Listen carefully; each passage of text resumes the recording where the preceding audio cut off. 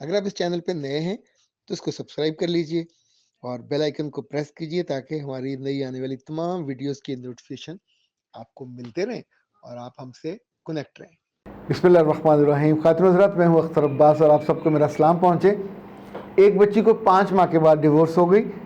अब उसकी दूसरी शादी है और दूसरी शादी को 6 माह हो चुके हैं और वो बिल्कुल उस एज पे है जहाँ उसका दिल धड़क रहा है कि मुझे फिर डिवोर्स का सदमा सहना पड़ेगा। ऐसी क्या गलती है, ऐसी क्या कमी और कोताही है जो उससे मुसलसल सरजद हो रही है? क्या उसका कोई इलाज है? और उसका इलाज है तो क्या, ताकि ये गलती कोई और लड़की ना करे, क्योंकि ये गलती आम तौर पे शादीशुदा दोस्तें या कज़नें, इवन जो आपसे कम सूरत होती हैं, जिनकी शक्ल आपसे खूबसूरत नहीं होती, वो हमदर्दी के बहाने आपके कानों में ये जहर उंडेलती हैं जो आपकी ज़िंदगी को जहर से भर देती हैं। इससे पहले कि हम उस पर बात करें, फ़रीहा ने ये कहा था कि सर आप हमारे लिए ब्लेसिंग हैं और जो मशवरा किसी से नहीं किया जा सकता हम आपसे कर लेते हैं। और मैं ये बात पूरे एतमाद से आपसे पूछ रही हूँ, चूँकि मुझे लगता है कि दूसरी शादी मुझे बचानी चाहिए, तो प्लीज़ मेरी मदद कीजिए। बेटा मैं ज़रूर आपकी मदद करता हूँ, लेकिन उससे पहले मैं आपको एक दिलचस्प चीज़ बता दूँ। एक 60 साल का शादीशुदा जोड़ा था और एक चुड़ैल वहाँ आ गई। तो चुड़ैल ने आके उनसे कहा कि मैं आज मेरा मूड है, मैं तुम दोनों को नुकसान नहीं पहुँचा रही, तो तुम दोनों अपनी एक एक ख्वाहिश पूरी करो, जो बताओ मैं पूरी कर देती हूँ। तो लड़की ने कहा कि मैं अपने मियाँ के साथ पूरी दुनिया की सैर करना चाहती। तो चुड़ैल ने कहा ओके। उसने वो जो अपनी छड़ी थी घुमाई तो बेहतरीन एयरलाइंस की 2 टिकटें आ गई। और अब जो शौहर था उसने अपनी फरमाइश की बारी आई, तो उसने कहा मुझे जो बीवी है वो 30 साल छोटी चाहिए। 60 साल के थे वो। तो चुड़ैल ने फिर वो घुमाई अपनी छड़ी और मियाँ को 90 साल का कर दिया। तो इससे रिज़ल्ट ये निकला कि चुड़ैल भी बिलाखिर औरत है और वो अपनी चुड़ैली के दरमियान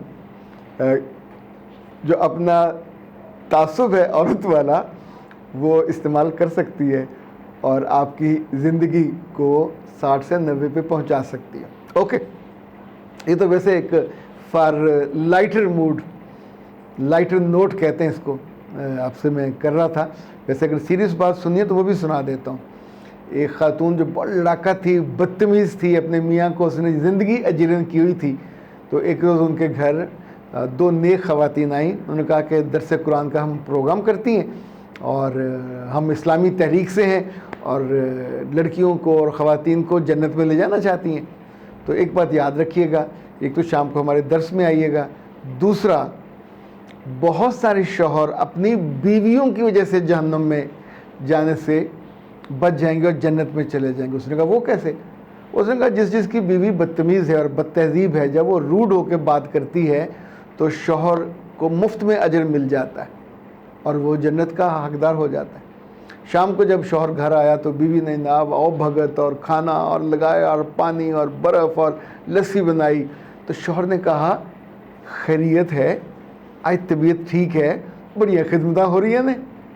तो उसने कहा वो 2 आई थी नेक ख़वातीन दरस कुरान की दावत देने, तो मैंने उनसे एक बात सीखी है कि बहुता मीसरा ना बन, जन्नत जाना तो अपने अमलों के जोर पर जाई, मेरी वजह ना जाई, मैं तेनों अपने अमलों की वजह जन्नत भी जान देंगी। तो बात ख़त्म हो गई है। अच्छा जी, लेकिन ईद पे आपको ये तो याद रहेगा कि हम इंशाल्लाह ऑन हैं।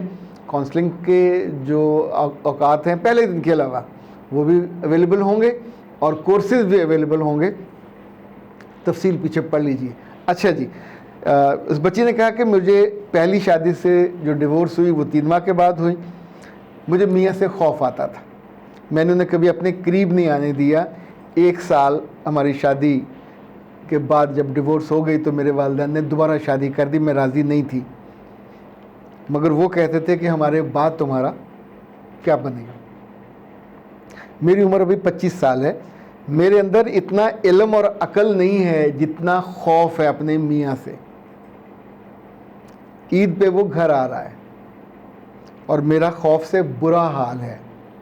कभी मुझे वो शैतान लगता है, कभी मुझे वो जानवर लगता है। मैं उसे कैसे कबूल करूं?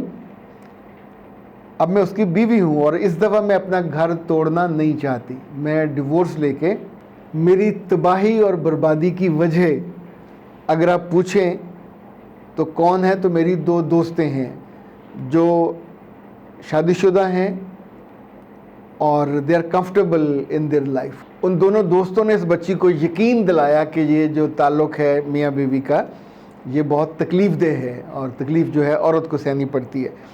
बेटा, आपके शादी के 5 माह हुए, अल्लाह करे ये 5 साल हों, 50 साल हों और आप सुकून से जिएँ।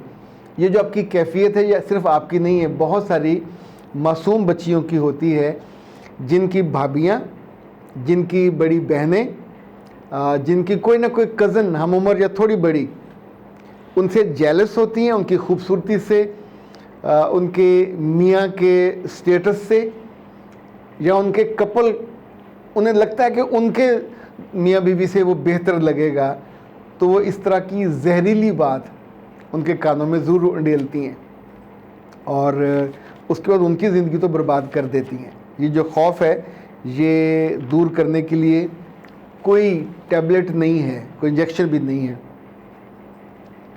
कभी कभी ये ऑब्सेसिव कंपल्सिव डिसऑर्डर बन जाता है, यानी आप उसी के बारे में सोच सोच के अपनी ज़िंदगी को तबाह बर्बाद कर ले। तो बाज़ दफ़ा बच्चियाँ चीखें मारने लग जाती हैं, बाज़ दफ़ा उनको टांगे मारने लग जाती हैं। अब सोचिए कि आप दूसरे को, अपने लाइफ पार्टनर को डिसरिस्पेक्ट करोगे और उससे कोऑपरेट नहीं करोगे तो किस कदर दिक्कत होती है। अच्छा, अब है मसला कि इसको हल कैसे किया जाए। तो पहला इसका हल ये है कि इनकी हम रेगुलर काउंसलिंग करते हैं, 3 सेशन में ये मसला हल हो जाता है। दूसरा, अगर आपका दिल आमादा है अपना इलाज कराने पे और ठीक होने, तो 3-4 चीज़ें आपको करनी होंगी। पहली बात तो रोज़ाना आपको एक जो दूध का कप है उसमें 1 चम्मच देसी घी डाल के, जो छोटा जो टीस्पून होता है वो ले लें, बड़ा ले लें, उसको रेगुलर लेना शुरू कीजिए। दूसरा, घर में आपको कमोड जो है, मुस्लिम कमोड, वो इस्तेमाल करना शुरू कीजिए। तीसरा, अपनी खुराक में 5 अंजीर और 5 मुनक्के ये रेगुलर कर लीजिए। इनको आप पानी में डुबोएंगे धो के, और उसके बाद आप दोनों को चबा के खा जाएंगे। जो उसका पानी बचा होगा उसको भी पी जाना है। ये डेली आपने करना है। जो तीसरी चीज़ आपको करनी है, वो असर के बाद जो हमारा प्रोडक्ट है कायनात वालों का, सुकून, वो आप लीजिए रेगुलर। और इनफैक्ट आपके जिस्म को जिस सुकून की ज़रूरत है, सुकून आपको चाहिए और ब्रेन बूस्टर भी चाहिए, तो ये मंगवा लीजिए और मंगवाने के बाद इसको रेगुलर इस्तेमाल कीजिए। मैं आपको 2 चीज़ें और बताऊंगा। एक तो ये जो कनपटियाँ हैं, यहाँ पे रिलैक्सेंट जो ऑयल कोई भी ले लीजिए, तो उसको आप रेगुलर यहाँ पे उनका हल्का हल्का मसाज करेंगे। और आखिरी चीज़ ये है कि आपकी ज़िंदगी में कोई एक अच्छा परफ्यूम, लाइट सा परफ्यूम, उसको लाजमी कर लीजिए। यानी ये जो फ्रेगनेंस है ये आपके ब्रेन को जानी चाहिए। और जो आखिरी बात है, जो गिगल एक्सरसाइजेज़ हैं उनको भी अपनी ज़िंदगी का हिस्सा बनाइए। जिन्होंने आपको डराया, उन्होंने आपकी खुशी का सत्यानाश कर दिया। खुद मज़े कर रही हैं, औलाद भी पैदा हो रही है, आपके ख़ानदान में आपकी दादी, नानी, चाची, मामी, फुफ्फो, कोई भी किसी पेन से फौत नहीं हुआ। They are living their own life with kids, और कभी कोई जिक्र भी नहीं करता, चूँकि ये बिल्कुल नॉर्मल सी चीज़ है। पर ये जो बातें आपने जहन में बिठाई हुई हैं वो एबनॉर्मल है। तो एबनॉर्मल चीज़ों को नॉर्मल चीज़ों के साथ रिप्लेस करते हैं। अभी जब मियाँ आपके आएँ तो बेहतर ये है कि उनसे मेरी बात करवाइएगा। मैं इंशाल्लाह उनको कुछ चीज़ें समझा दूँगा, तो बिल्कुल कंफर्टेबली और पीसफुली आप ज़िंदगी के उस खूबसूरत दौर में दाखिल हो जाएंगे कि जो आपके लिए खुशी का बायस भी होगा, इबादत का बायस भी होगा और आपकी नस्ल आगे चलने का बायस भी होगा। और आखिरी बात, इस बात पे बेटा कोई कंप्रोमाइज़ ना कीजिए कि इस रिश्ते को एट एनी कॉस्ट आपने लंबा लेके चलना है, अपनी बेवकूफ़ी या हमाकत के जैसे अब ख़त्म करने की तरफ लेके नहीं जाना। अख्तर अब्बास को दीजिए इजाज़त। अस्सलाम वालेकुम।